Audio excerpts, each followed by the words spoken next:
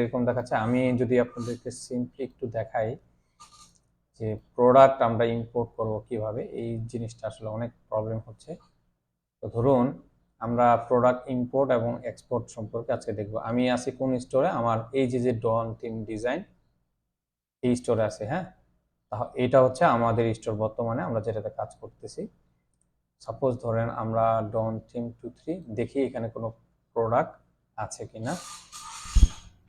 যদি থেকে থাকে তাহলে আমরা প্রোডাক্টগুলিকে এক্সপোর্ট করব, মানে এই স্টোর থেকে প্রোডাক্টগুলি ডাউনলোড করব। হ্যাঁ, এখন দেখেন এখানে অনেকগুলি প্রোডাক্ট আছে।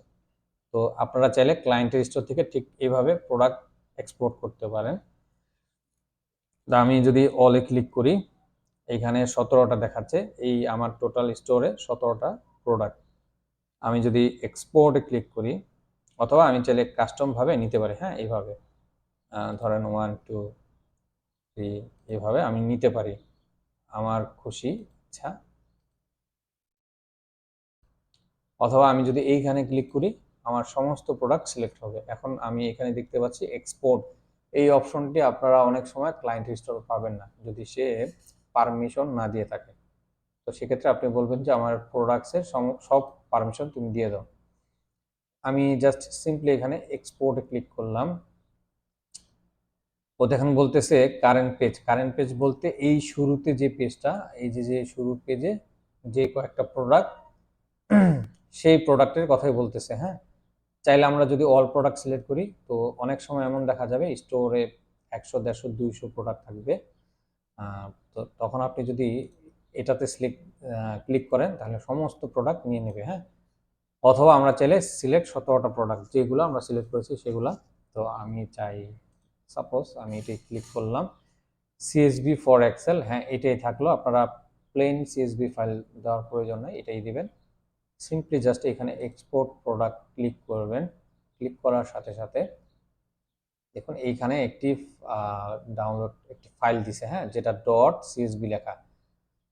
ক্লায়েন্ট আপনাকে এইরকম একটি ফাইল দিবে, বলবে যে এই হচ্ছে ফাইল। অথবা ক্লায়েন্ট যদি বলে আমার প্রোডাক্টগুলি ইম্পোর্ট করে দাও, তাহলে তাকে বলবেন যে তুমি প্রোডাক্টসের এক্সপোর্ট ডট সিএসভি এই ফাইলটা আমাকে প্রোভাইড করো।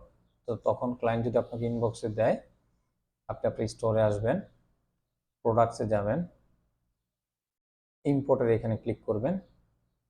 আপনি ডেস্কটপ থেকে নিতে পারেন। যদি আমি ক্লিক করি এখানে, দেখুন আপনি আপনার ডেস্কটপের যে ফাইলে যেখানে রেখেছেন সেখান থেকে নিতে পারেন।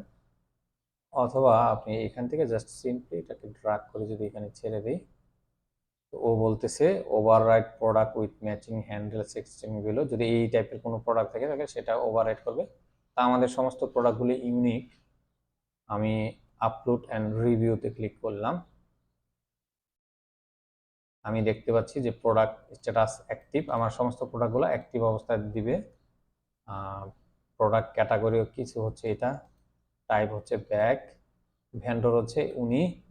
এই ভেন্ডরগুলি আপনারা পরবর্তীতে চেঞ্জ করে নেবেন। হ্যাঁ, অবশ্যই প্রোডাক্ট আপলোড করার পরে। ভ্যারিয়েন্ট, ভ্যালু টাইপ এগুলো দেখাচ্ছে। তো যাই হোক, ইম্পোর্ট প্রোডাক্টসে আমরা যদি ক্লিক করি,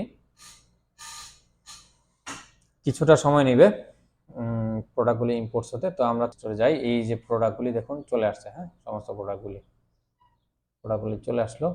আমি যদি বলি